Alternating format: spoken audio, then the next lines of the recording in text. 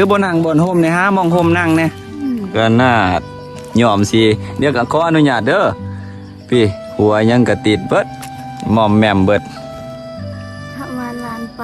ประมาณล้านปลาย กันเต้ย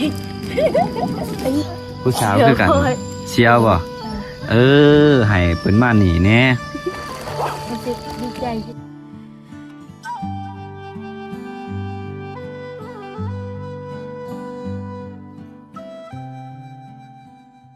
เอาสบายดีเครือหนึ่งพี่น้องตอนนี้มาหาหมู่อยู่โรงเรียนพี่น้องเลยมาหาอาจารย์อามีใส่น้องฮู้อยู่บ่อาจารย์อามีใส่นะเอามานั่งตากแดดพี่น้องเลยใต้อีต้นน้องสาวเพิ่นซื้อลิดาป่ะเฮียนห้องใดเลยมสองวะคือบนนั่งบนโฮมเนี่ยฮะมองโฮมนั่งเนี่ยไปนั่งมองโฮมก่อนบ่พุ่นอยู่พุ่นกระไดบ่ไปข้านไปอีกฮะไปนั่งบนรถพุ่นมอมันแดดอยู่นี่ไปฮะบ่ต้องอายดอกมาพอผู้สาวหน่อยพี่น้องเลยน้องอายุจักปีล่ะ13ป่ะโอ้พูดไปนั่งมองโฮมปะมันแดดอยู่นี่อีต้นเจ้าหันเฮียนมาใดเจ้าน้องเขินเฮียนม.2 เปิดเถอะฉี่ไหมไปนั่งมองโฮมพุ่นมองรถพุ่นไปฮะเปื่อนเบิดเลยอันนั้นเปลี่ยนมือหันไปย่างไปมองรถเฮียนม.2 โอ้ไปพักน้องมาพักอยู่นี่เลยบ่โอ้นั่งอยู่นี่แหละพอสิได้เป็นหมู่กั้นโบบังแน่กล่องนะโอ้มาจากขนมติฮะว่าวที่ภาษาใจน่าสิขานสิกินป่ะหายเติมเนี่ยมะโอ้มาขอบใจบ่ต้องอายเฮาดอกพี่เข้าโฮมอีกน้อยนึงหันมันแดดอันนั้นเจ้าหันเข้ามาอีกสั่นแม่เบิ่งเดียวบ่บังนี่เบิ่งมือแล้วโอ้โจ้พี่น้องก็น่ายอมสิเดี๋ยวก็ขออนุญาตเด้อพี่หัวยังกระติดเบิดหม่อมแหม่มเบิดบ่เข้าห้องบ่ทันบ่มาสาลายสบายดีก่อนอื่นแนะนำตัวเนี่ยน้องซื้อจังใดซื้อสุริดาอายุจักปีนะ13ปีเนาะเฮียนอยู่ห้องใดเลยห้องม.2ตอนนี้น้องเพิ่นมาโรงเรียนบ่ทันพี่น้องเพราะว่าหมู่บ้านแล้วก็ใกล้เติบจากโรงเรียนนี่เนาะก็ประมาณอยู่ตามที่เคยไปกับป้านอยู่5-6 กิโล5-6 ลักนี่แหละประมาณนี้น้องเพิ่นเรียนอยู่ห้องม.2 อายุ13ปีอยู่บ้านดักซึมนี่อาชีพหลักเขาเฮ็ดแนวใดเฮ็ดให้บ่ได้เฮ็ดหน้าเนาะปลูกมันก็หลายบ่ปีนี่บ่หลายพี่กายได้หลายปานใดกายก็บ่ได้หลายปานใดบ่หลายได้บ่ 2-3 ต้นพี่กายนี่บ่ได้ครอบครัวน้องมีจักคน4 คนนี่ประมาณ9 คนแม่นป่ะผู้ที่เท่าไหร่น้องเป็นคนที่เท่าไหร่คนที่4ตุ๊เตอันนี้เข้าใจบ่บังไม่เกิดที่ครับมันนี่เน่าไหมตมาราเน่าไหมนี่ยังเน่าไหมมีลามแปะให้แปะป่ะลูกกุ๊กฮะไม่ตมาราไปน้องสาว3เป็นลูกกุ๊กอันนี้ผู้กุ๊กผู้นี้เดี๋ยวผู้ที่เท่าไหร่ก็ว่า2 เถื่อกันเลย โอ้พี่น้องหลายคน อันนี้เป็นผู้กกโอ้หัวหน้าครอบครัวแหละต่อไปน้องสาว3 คน แม่ น้องชาย2น้อง บ่ไหลยังบ่ได้ดอกกับคน 5 คน 5 คนอ๋อ5 คนก็ถือว่าผู้นี้เป็นผู้กกก็ถือว่าเป็นแบบว่าเวียกเพื่อนเวียกซ่านกับผู้นี้ละสิเฮ็ดน่ากลัวก็แบบน้องสาวเข้าเพิ่นได้นี่เคยลงไปเมืองซานไซบ่ปะอำเคยบ่อ๋อได้บ่ ได้ อ๋อคืออยู่บ้านเฮานี่เฮาหาเงินอยู่ไสหาเงินแต่ละมื้อ หาเงินไปหาจ้างก็ ไปหับจางอยู่ซึ่งกล้วยแม่น แม่นบ่ แม่ ผู้นี้ก็ไปบ่ ไป อยู่สวนกล้วยอยู่ไส อยู่ซึ่งกล้วยนคร12 นิคม12อยู่ไส สนามบิน แถวเมืองเก่า แถวเมืองเก่าแถวบุงวายบ่ ฮะ นิคม12อยู่พุ่นเด้อยู่เมืองไซเซทาพุ่นอยู่หั่นบ่ ไม่ได้ตามเอ็มไปใต้สนามบิน ใต้ แถวสนามบิน อืมจะมี2บ่อนเนี่ย12เก่ากับ12ใหม่เขาเฮ็ดนะโอ้น้องไปฮอดหั่นเลยเฮ็ดเวียกแนวใดอยู่อะนะส่วนก่อน เฮ็ดเวียกเสียหญ้า เสีย เสียหยังมา อืม เขาไหลเป็นวันบ่ แม่ แม่น โอ้วันหนึ่งเท่าได้เขาให้โตนะ 10 110,000โอ้แต่ว่าเฮาไปเทื่อหนึงนี่ได้หลายบ่ บ่ ได้ประมาณเท่าใดไปต่อเทื่อหนึงไป ได้ประมาณล้านปลาย ประมาณล้านป้าย คือน้องไปนี่พ่อแม่ก็ไปนำบ่หรือว่าไปแต่น้องๆไป ไป2 คน 2 คนครับพวกนี้นี่ แม่ โอ้แม่นว่า แม่น โอ้ไปนอนพักอยู่หันเลย โอ้ก็สมควรเลยเนาะเด็ก13 ปี ไปหาเงิน สมัยเฮา ว่าน้องฮู้ว่าน้องเป็นคนงามนี่ฮู้บ่ บ่ บ่ฮู้ งามเด้นี่จะว่าเอื้อยจะงามบ่ งาม งามเว้าแท้บ่ แท้ ถ้ามีหนุ่มๆสิมาจีบนี่จะสิห่วงบ่ ห่วง เอ้า จีไปได้บ่ นี่หมู่อ้ายสิจีบได้บ่ บ่ บ่ได้อ้าวเป็นอยากคู่ความในใจของน้องว่าเป็นจังไดคือว่าบ่ให้จีบนะ ก็สิไปเลย เอ้าบัดอันนี้เด้บัดถามความในใจน้องอะลิบ่บังนะถ้าสมมุติว่าหมู่นี่คือหมู่อายนี่สิจีบน้องสิว่าจังได บ่ฮู้ มันบ่ฮู้มันต้องเบิ่งกันก่อนเนาะ แม่ เดี๋ยวให้อายถามเนี่ยคือทั้งบ้านน้องนี่13-14 ปีนี่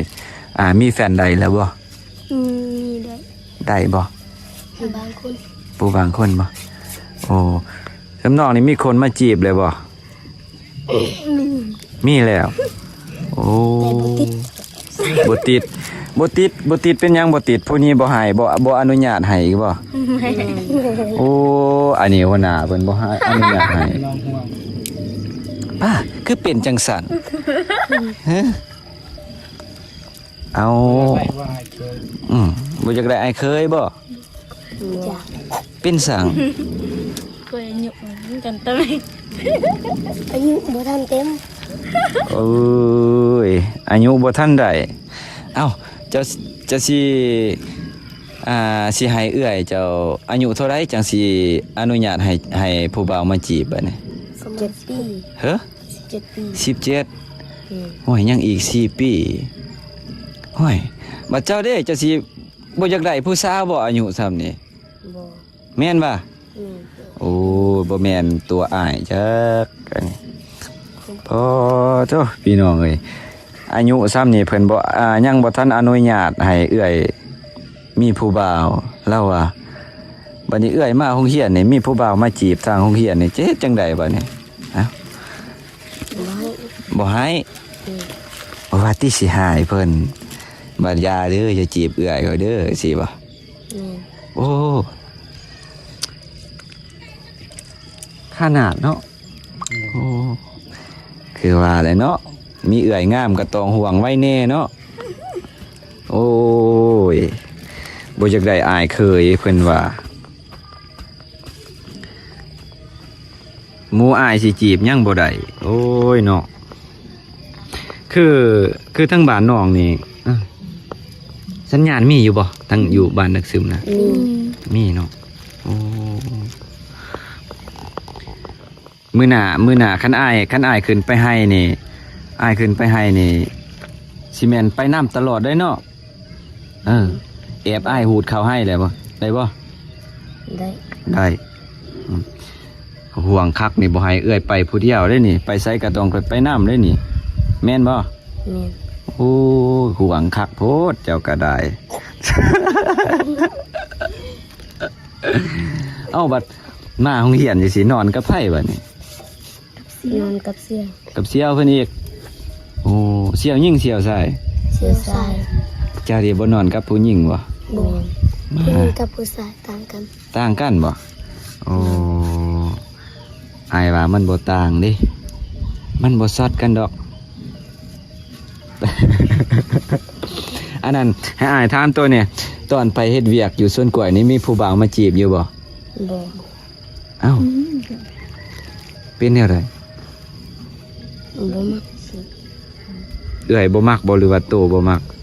เอื้อยบ่มัก เอื้อยบ่มักแม่นบ่ แม่น เป็นแนวใด แล้วบ่มักค่ะ บ่มัก ด่า ผู้ใดอะนะ ผู้สาว ผู้สาวคือกันเชียวบ่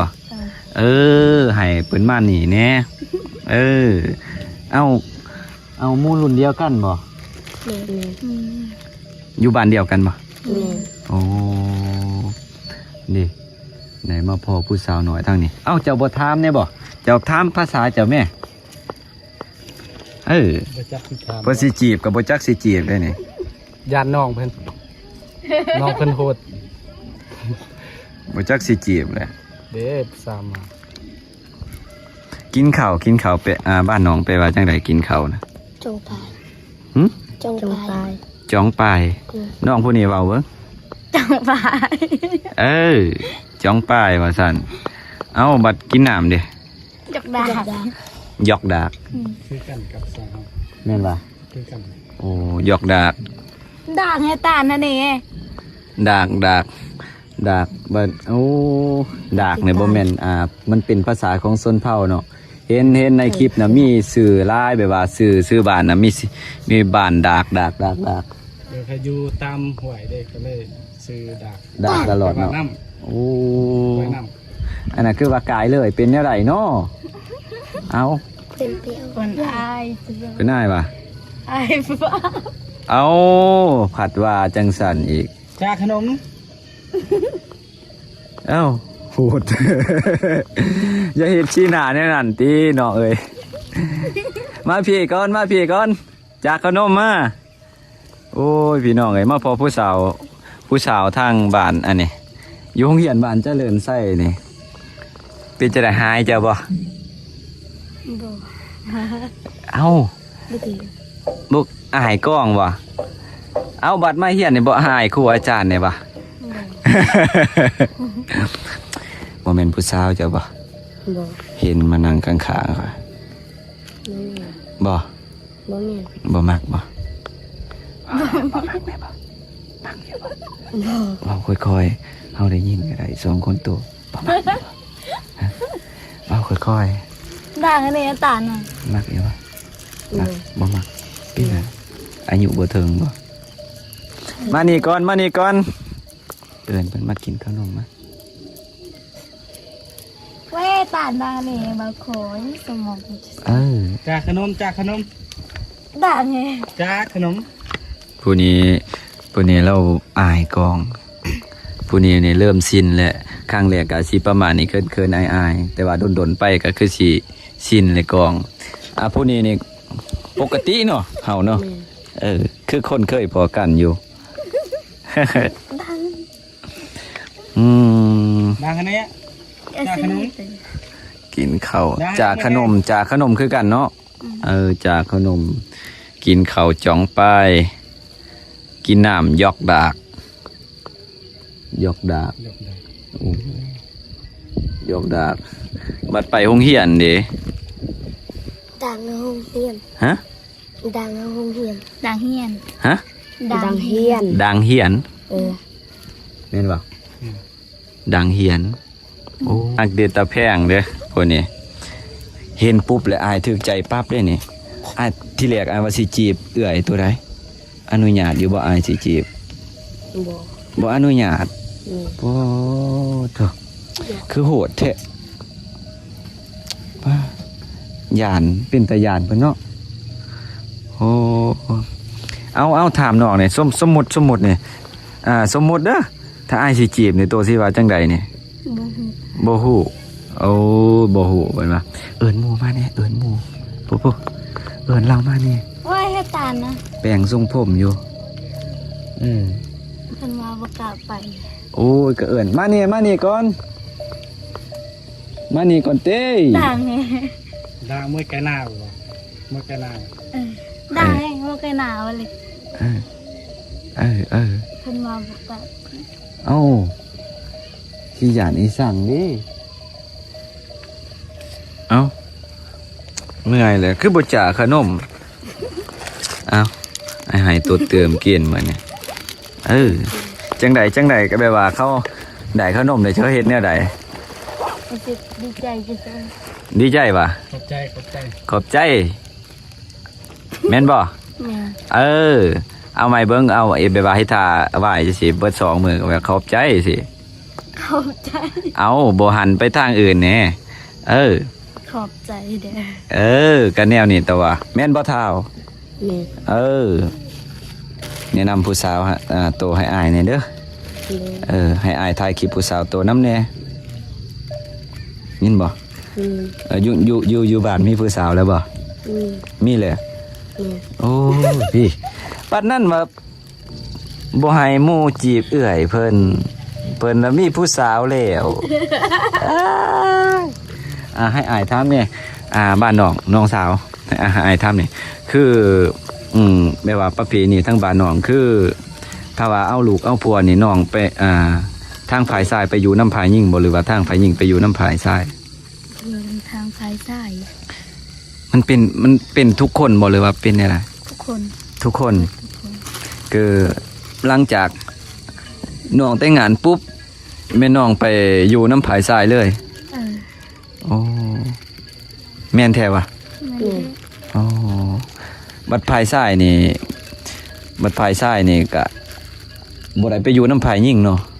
โอ้เป็นแนวนั้นเนาะน้องชนเผ่าหยังน้อง สมพรลัก ฮะ เพิ่นเผาไอ้ไงสิ